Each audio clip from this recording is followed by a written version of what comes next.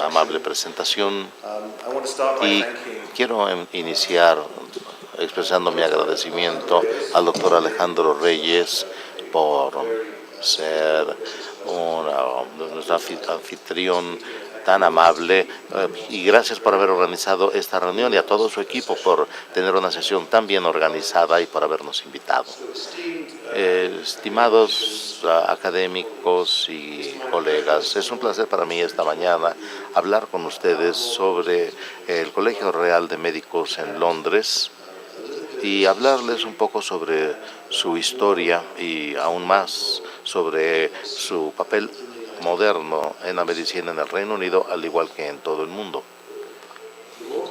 El Colegio Real de Médicos tiene casi 500 años de antigüedad y fue fundado en 1518 mediante un decreto real que fue otorgado por el rey Enrique VIII. Dentro de 4 años vamos a celebrar nuestro 500 aniversario. Como pueden ustedes ver a partir de esta diapositiva, el propósito original del colegio fue asegurarse de que la práctica de la medicina se restringiera a quienes estaban adecuadamente calificados. En aquella época, en el Nuevo Mundo, al igual que en México, hace 500 años, menos de 30 años de que Colón hubiera llegado a estas costas. Como saben, Cortés estaba aquí y trajo consigo la viruela, que decimó a la población nativa mucho más todavía que la espada. Y el imperio azteca, como ustedes saben, colapsó de una población de 30 millones de personas a 3 millones de personas para 1568. Ahora, ¿cuál es la función del Colegio Real de Médicos en la actualidad? No es un organismo regulatorio cuando se fundó inicialmente hace 500 años.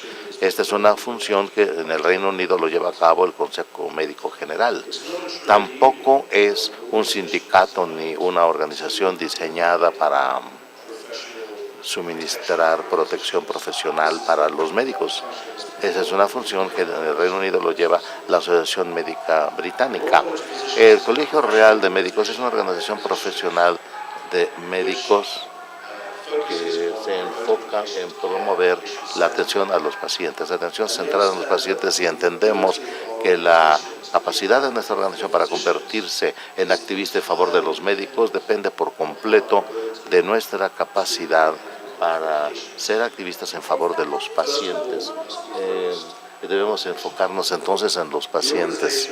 La organización ejerce influencia sobre la agenda de atención a la salud en el Reino Unido y trabaja para mejorar los estándares en la práctica clínica, al igual que para apoyar a los médicos a través de la educación y la capacitación. El colegio también organiza un examen que tiene reconocimiento internacional para capacitación a nivel de posgrado. Esta diapositiva tal vez no se proyecta del todo bien, pero hace hincapié en el papel que desempeña el colegio en el establecimiento de estándares para mejorar la atención de los pacientes de forma tal que se centre por completo en los pacientes, pero la dirigen los clínicos.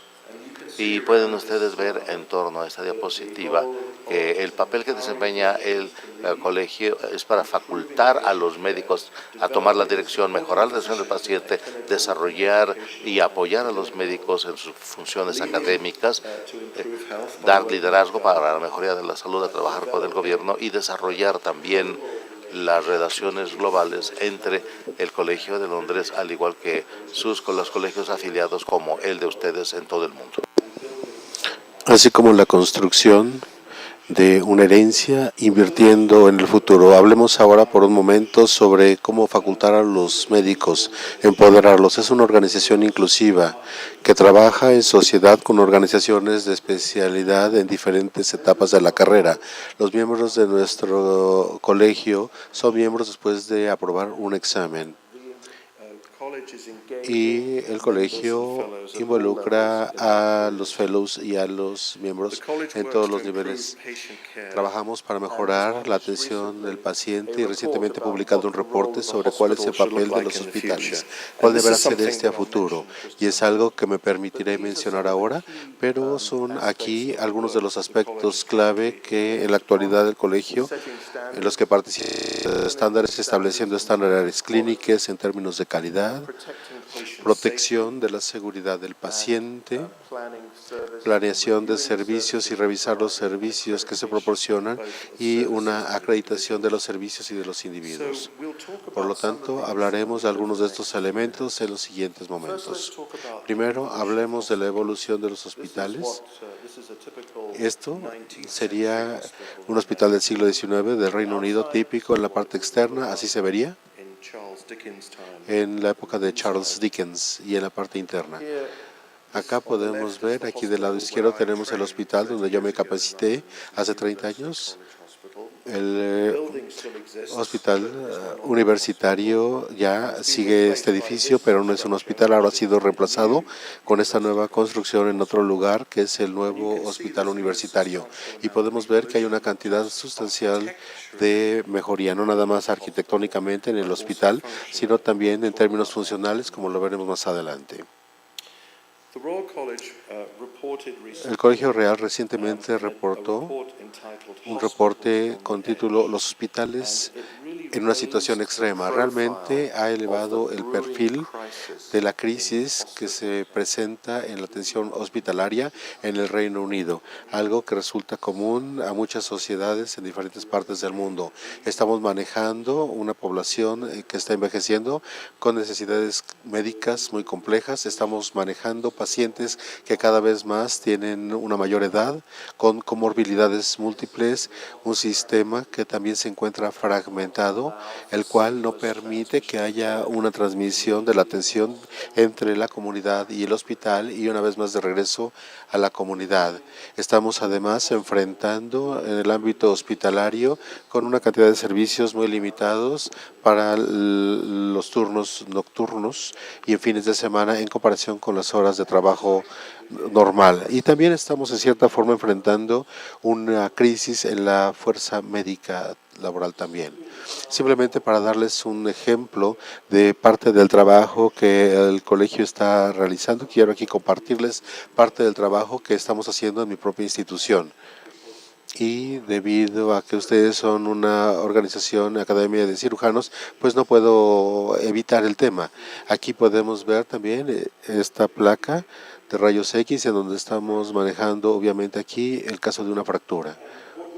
Y lo que hemos hecho en nuestra institución ha sido tratar de transformar el servicio para los pacientes que llegan con fracturas de cadera.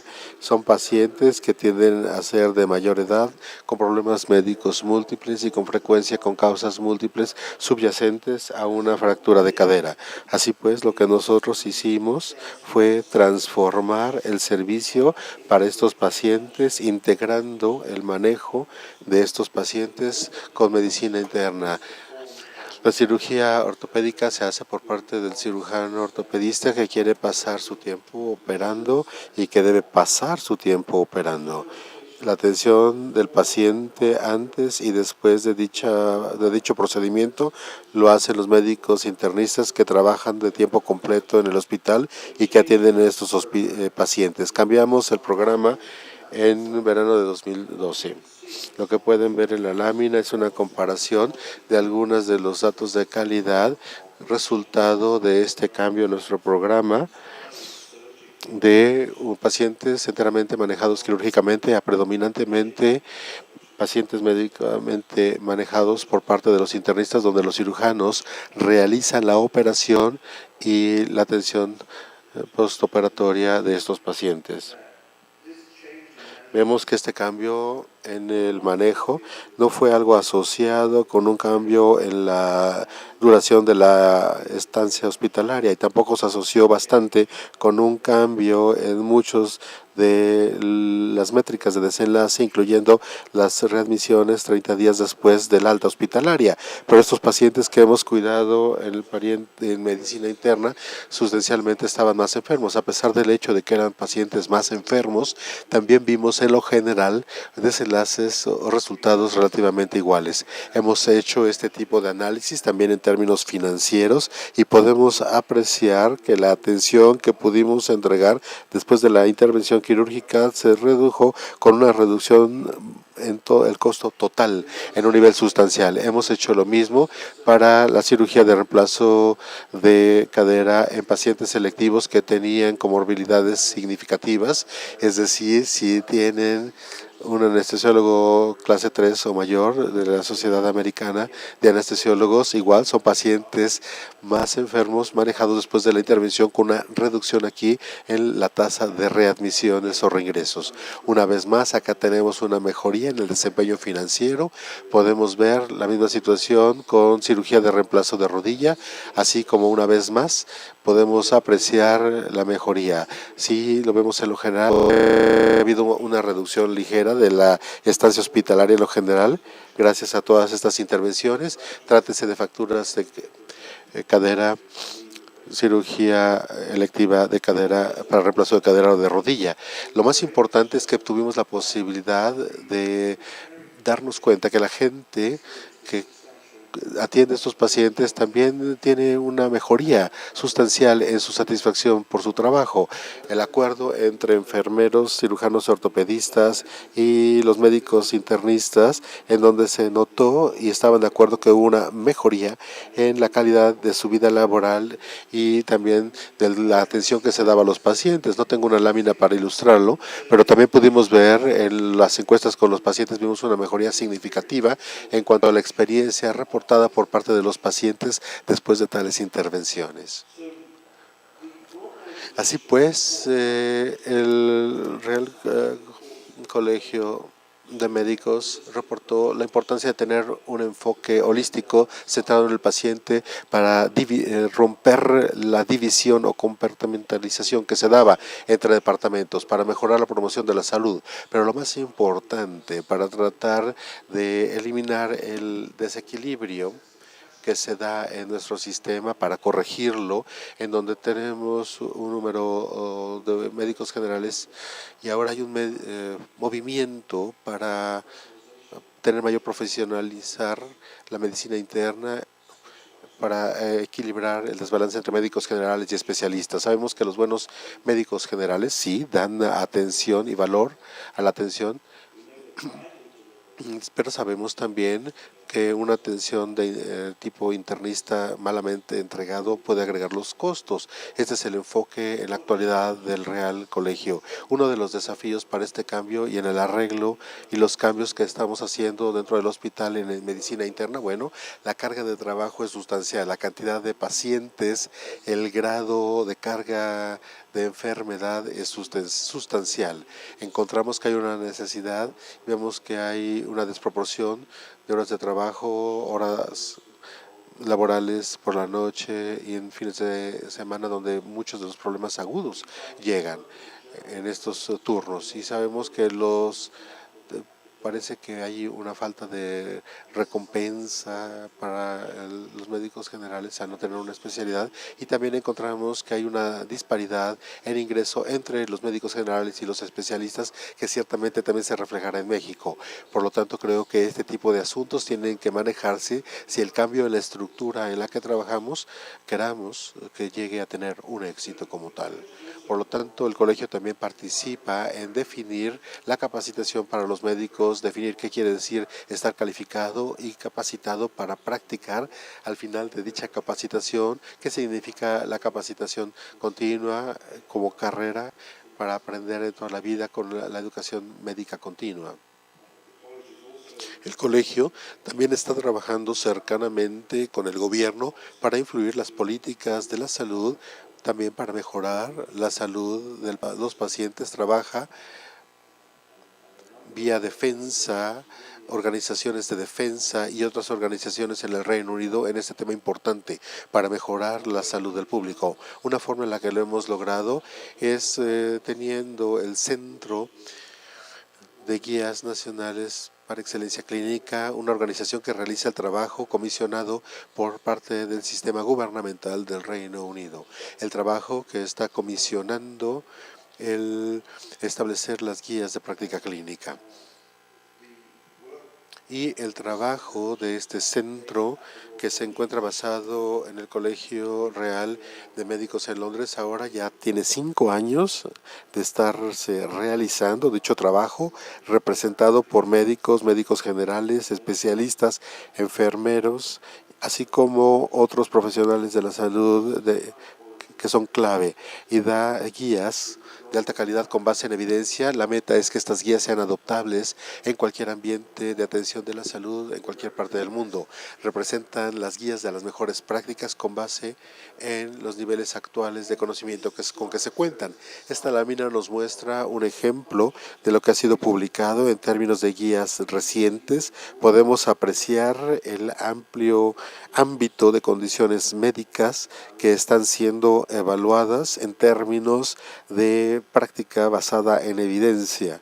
También podemos ver que varían y van desde la epilepsia a cabeza femoral con fractura, y así van pasando por una gama amplia: hipertensión, de condiciones médicas, sangrado gastrointestinal, infarto al miocardio, manejo de insuficiencia cardíaca, etcétera, etcétera. Todas estas guías finalmente están disponibles en línea, están disponibles y son gratuitas. Se pueden descargar gratuitamente sin ningún costo. El colegio también proporciona otros proyectos para medir el desempeño en el nivel nacional. Particularmente hay un enfoque en el manejo de ABC, y hay otros proyectos que tienen que ver con mejoría de la salud, en donde los datos generales se analizan y se retroalimentan a los centros individuales, que una vez más se comparan con los estándares nacionales para el Reino Unido. El Departamento de Estándares Clínicos participa en la acreditación. Hay 2 esquemas de acreditación, uno para endoscopía y otro para la salud ocupacional. Estamos hablando aquí de un papel activo que se realiza también dentro del colegio. El colegio tiene una larga historia de intervención en salud pública y en el área de publicidad para ayudar a la población en general. El colegio es una de las primeras organizaciones para poner sobre la mesa el daño desde hace 15 años por el uso de tabaquismo, y también ha habido otra participación con el uso inseguro o inadecuado del abuso del alcohol. Recientemente también en el tema de obesidad, como platicaba ayer con algunos colegas internistas, en México también se está viendo ya ahora como un problema de salud muy serio. Entonces ahora el problema de la obesidad está tomando una relevancia internacional, al igual con otras enfermedades no como transmisibles que requieren una intervención a nivel elevado para poder impactar de manera eficiente y tener un impacto efectivo. Tenemos que enfocarnos más que lo que estamos haciendo en la actualidad, más allá de la comunidad local, ver la comunidad global en los niveles de reglamentación y en los niveles gubernamentales. Por lo tanto, el colegio ha participado en reducir el daño a causa del tabaquismo, y también podemos apreciar que el enfoque actual en cuanto al consumo tiene que ver con la protección de los niños para tabaquismo pasivo, y también el tipo de etiquetado de las cajetillas de cigarros, y también participó en la prohibición del Reino Unido para evitar que se fume en lugares públicos, en donde el colegio tuvo una participación muy activa para reducir el daño por el abuso del alcohol. El colegio ha trabajado ampliamente para enfocarse en el tema reglamentario, regulatorio, legislativo en cuanto al precio del alcohol, y para reducir también el acceso al alcohol para aquellos que no están calificados para su uso, y también ampliar el acceso a tratamiento por trastornos debido al alcohol. En cuanto a obesidad, el colegio ha trabajado también ampliamente durante las Olimpiadas para promover particularmente la perspectiva de un estilo de vida saludable. Fue el momento correcto cuando se celebraron los Juegos Olímpicos en Londres por su publicidad. Y también para poder elevar la concientización de optar por alimentos saludables, mejor opción para los niños, particularmente en el ámbito escolar. El colegio ha participado también con una gama de actividades profesionales, eliminando el perfil de aspectos importantes en la atención médica que no habrían tenido tanta atención normalmente, como la rehabilitación médica, en el área de ejercicio. Ayer estuvimos hablando un poco sobre el ejercicio durante nuestra reunión. También podemos ver aquí el listado una serie de otros socios que trabajan con el colegio, patrocinadores, por lo que tiene que ver con salud sexual, evitar abuso del alcohol, salud mental, pacientes de cáncer, los pacientes con enfermedad mental también mueren por cuestiones relacionadas con tabaquismo, obesidad y otros. También les traigo un saludo de mi jefe, el profesor David Warrow. Les envía un saludo, director, y también fellow de Sir Hans Sloan, fellow del Colegio de Londres. Hemos trabajado en años pasados con algunos de ustedes en algunos de estos proyectos. El colegio activamente participa en proyectos de colaboración en 21 países diferentes. Les quiero compartir un ejemplo. Estamos hablando de Omán, una nación donde hemos trabajado en más de 3 fases a lo largo de una década. Diferentes proyectos se han llevado a cabo para tener una culminación exitosa, empezando con trabajo en conferencias, llevando a personas que se están capacitando en el Reino Unido, talleres educativos, y ahora ingresando a un programa de auditoría nacional dentro de todo el país de Omán.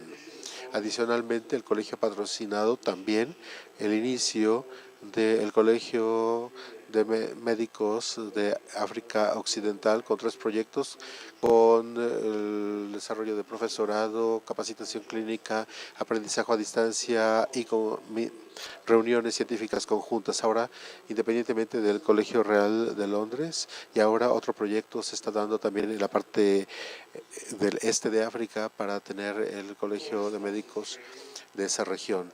La capacitación de médicos por parte de RCP que vienen al Reino Unido para capacitación en trabajo de especialidad, aunque hay cada vez más, hay dificultad para obtener las visas para esta capacitación. De cualquier manera, el colegio participa de manera activa para alentar a los médicos que estén interesados en trabajo de posgrado e investigación, actividades de alto nivel en el ámbito académico, para que vengan al Reino Unido a realizar este tipo de actividad.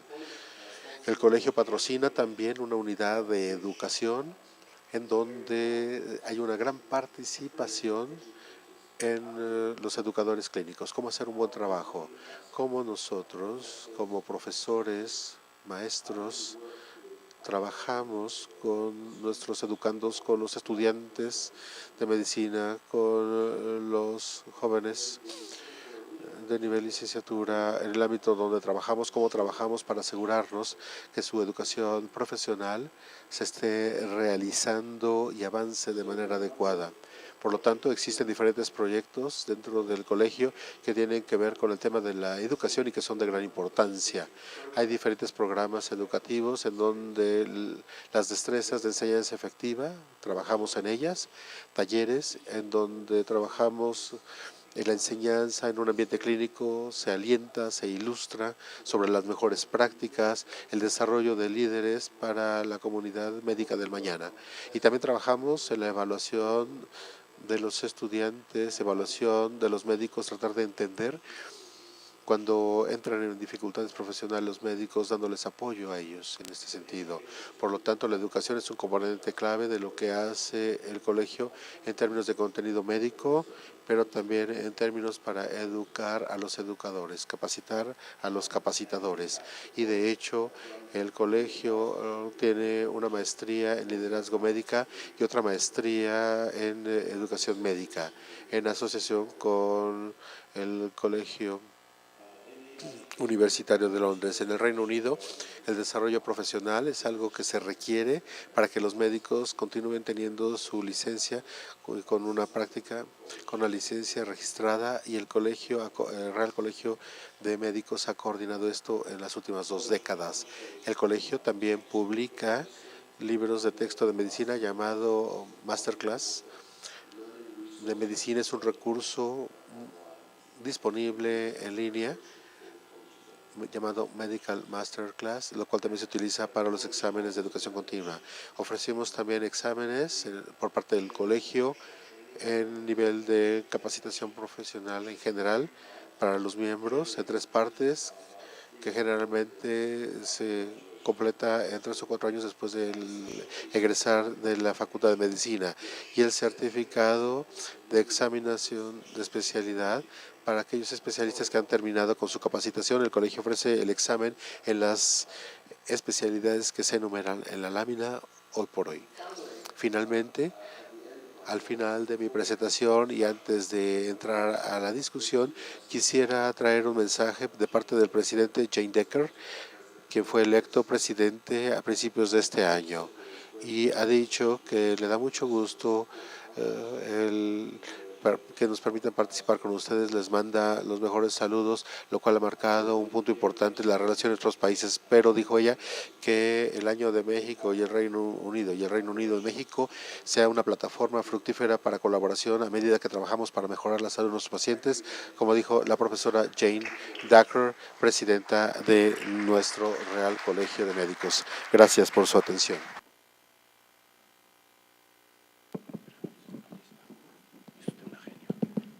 Thank you for this presentation and an overview. It's fantastic. As you presented, one of the main problems that Mexico now faces is obesity, and the question is how we can translate some of the experience of the college to our cultural and sort of idiosyncratic problem in Mexico. How we can work with the college in a way that cascade of information that you have could be benefiting some countries in Mexico. So that is a very, thank you for that question. This is a difficult problem, obviously. Obesity is a problem of all societies. Es un problema de todas las sociedades en la actualidad, aquellos sociedades emergentes y las desarrolladas, que impulsa morbilidad y mortalidad. Y el colegio ciertamente ha hecho un gran esfuerzo en este ámbito y lo continúa haciendo. Yo no podría decir que hemos tenido ningún éxito, porque sabemos que sigue elevando la obesidad tanto en adultos como en niños en el Reino Unido. Yo considero que para que podamos tener éxito a nivel de salud pública necesitamos tener iniciativas que ataquen la obesidad en un nivel más elevado, y no nada más de lo que podemos hacer en el ámbito médico. La habilidad de los médicos para influir el comportamiento está limitado en comparación con la habilidad de McDonald's o Coca-Cola para influir el comportamiento. Por lo tanto, tenemos que pensar a mayor escala, intervenciones en una escala a largo plazo. Sin embargo, sabemos que hay aprendizajes importantes que se están realizando en el campo de obesidad y del síndrome metabólico, y considero que ciertamente a nuestro nivel podemos estar involucrados en la aplicación de esas guías que sean pertinentes, basadas en evidencia para el manejo de obesidad y síndrome metabólico, y continuar trabajando cada vez que veamos a los pacientes en el nivel individual de paciente sobre este tema tan importante de la educación de los mismos.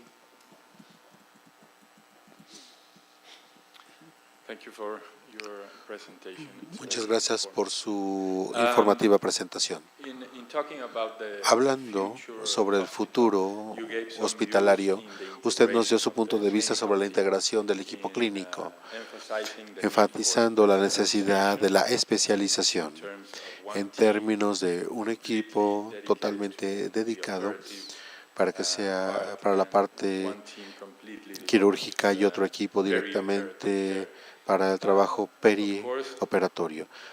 Obviamente, en los desenlaces que usted mencionó, en esos resultados existen ventajas No alcanzo a ver una gran ventaja, sin embargo, creo que tiene un costo en otros resultados o desenlaces que probablemente no midieron ustedes o probablemente usted no hizo mención de los mismos durante su presentación. Es decir, la integración del conocimiento, porque el cirujano que opera necesita ver el resultado, necesita integrar esos resultados, necesita conocer esos resultados a corto plazo, así como resultados a largo plazo. Yo considero que a medida que los sistemas médicos continuamente están siendo sometidos a una reingeniería, se cubrirá este tema, se discutirá este tema sobre qué se gana, qué se pierda en cuanto a especialización e integración. ¿Qué nos puede usted decir? Estoy de acuerdo, estamos hablando de una tensión constante en la organización de la medicina. Si nosotros seguimos dividiéndonos o si nosotros vemos más a la integración como una mejor forma de proceder. Considero que los datos con los que contamos muestran que de hecho este módulo integrado de atención médica reduce los costos, reduce la estancia hospitalaria, porque se pueden detectar por parte de los médicos en el pabellón problemas médicos con esta interacción con el paciente que de otra manera no se habría detectado únicamente en el quirófano. Considero que los beneficios en términos de la satisfacción del médico, de la enfermera, del paciente, no debe ser algo que se debe exceder en su valoración. En nuestra meta para mejorar la atención médica tenemos que seguir enfatizando este punto. La experiencia del paciente es una parte clave. Si tiene buena experiencia en la atención, el médico también tendrá un mejor resultado clínico. Van de la mano. Por eso queremos utilizar la experiencia de los pacientes y de los médicos para reducir costos. Es bueno, estoy de acuerdo con usted. Los médicos necesitan estar muy involucrados y de hecho están muy involucrados los médicos en cómo se corre este programa. Hay reuniones diarias entre los equipos. Hay una comunicación en términos de los problemas médicos, asuntos médicos, quirúrgicos, pero yo le preguntaría, en la forma tradicional de atención ortopédica, en ortopedia, ¿quién estaría en mejor posición para cuidar, por ejemplo, alteraciones sobre descarga de fluidos o de electrolitos o prevención de trombosis venosa, este tipo de cuestiones que son muy comunes en el pabellón de ortopedia? Yo considero que la realización, o nos hemos dado cuenta que hay muchos aspectos de atención en el ámbito hospitalario. Es un ejemplo donde el médico general contribuye con muchísimo valor. Hay una gama de condiciones que se presentan comúnmente en una amplia gama de pacientes que están en nuestros pacientes en los pabellones, y tenemos que experimentar también con los colegas en medicina interna que de una forma que atiendan a estos pacientes donde den no nada más una buena atención, sino que sea costo efectiva. Gracias por su comentario y pregunta, doctor.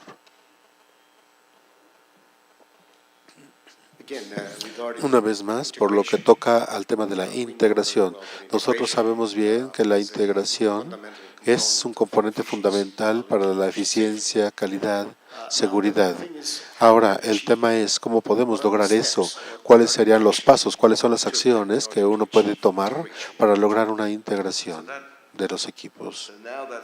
Bueno, ahora sí, ya estamos llegando. Se están poniendo las preguntas cada vez más difíciles. Qué buena pregunta, doctor. Para que aquí haya éxito, nosotros no podemos imponerlo en los equipos con los que trabajamos.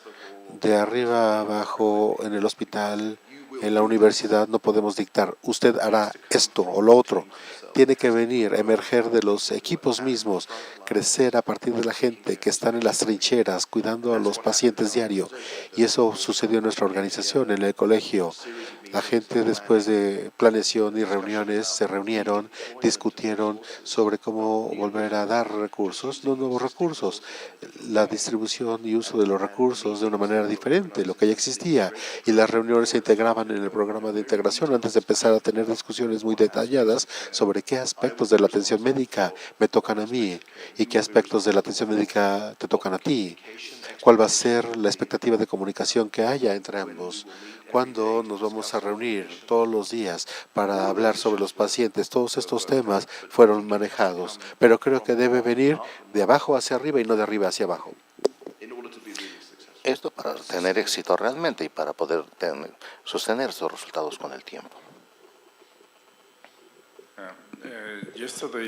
Ayer comentaba con David Martin algo sobre los próximos proyectos de colaboración sobre los grandes problemas de salud en México, y creo que el primer paso para la siguiente colaboración será la educación entre los médicos generales primero y posteriormente educación para el público sobre los problemas principales de la hipertensión, la obesidad, la diabetes, etcétera. Yo considero que es uno de los primeros pasos en este programa de colaboración que debemos considerar.